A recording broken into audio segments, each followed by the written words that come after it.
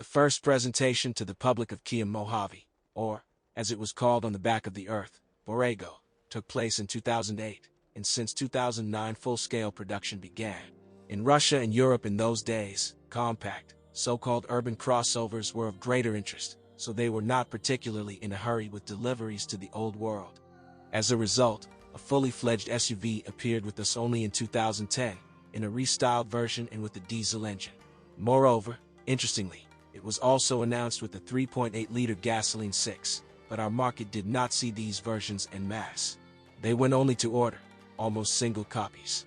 But in North America, a gasoline engine sold better, but not on a Kia, but on a single-platform Hyundai 955, which noticeably differed in external details and interior. As it turned out later, our version was better, since the diesel proved to be excellent. There was only one problem with the sale of Mohave in Russia: tiny quotas. Not only restyling distinguished the version of Kia Mohave that appeared in Russia, but also a new 8-speed gearbox. Before that, a 6-speed was installed. By the way, those who have traveled on both versions, interrupting each other, praise the new transmission, which, both in terms of reliability and switching speed, softness, economy, and endurance, completely surrounds the older sister. The former was overly thoughtful on the kickdown, and generally unhurried on acceleration. The new one turned out to be much livelier, and the appearance of delays during switching could only indicate the need to visit the dealer for reading errors and routine maintenance. In general, the owners of Mohave did not complain about the main units. The engine, gearbox, suspension, body, and interior equipment served smoothly, stably without noticeable problems. However, the car is not conducive to fast driving and off-road overcoming. American features are clearly visible in it: impressiveness, softness, a spacious interior, an empty steering wheel, and an engine that is elastic in a wide rev range. And the buyer of Mohave is not one of those who are ready to burn rubber and tear the universal joints. Therefore, these SUVs are preserved better than others, even after serving 5 or 6 years. At the same time, Mohave is quite capable of taking off with a screech, and off-road does not save on the appropriate status. Today it's hard to believe, but the cost of a diesel car with an 8-speed automatic transmission started at 1.5 million rubles.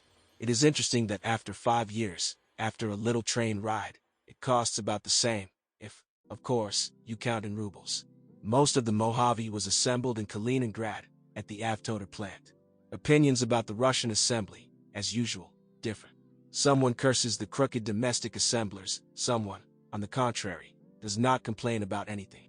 At least, service center employees have no objective reasons to scold the Russian assembly. In addition to Kaliningrad, Mohave was assembled in Kazakhstan at a plant in Ust-Kamenogorsk, in Malaysia and Korea. Cars from different manufacturers differ in both engines and transmissions. For example, in Malaysia they made a lot of Mohave with 3.0-liter gasoline engines and 5-speed mechanics. There were even rear-wheel drive versions. Be that as it may, the most successful versions in the sense of selecting the units of the version got to Russia. In addition, the motors were adapted to our conditions, because when asked about the failure rate of the common rail fuel equipment, the service masters only shrugged their shoulders. Even the injectors of many cars have never changed.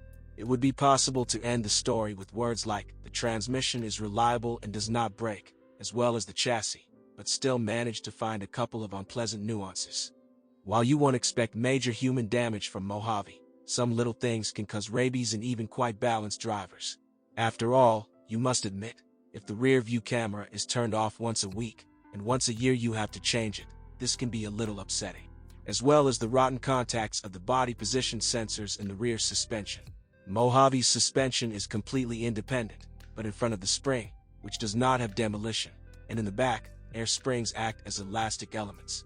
This design causes bewilderment among the owners. They say they would either make pneumatics entirely, or they would leave springs everywhere.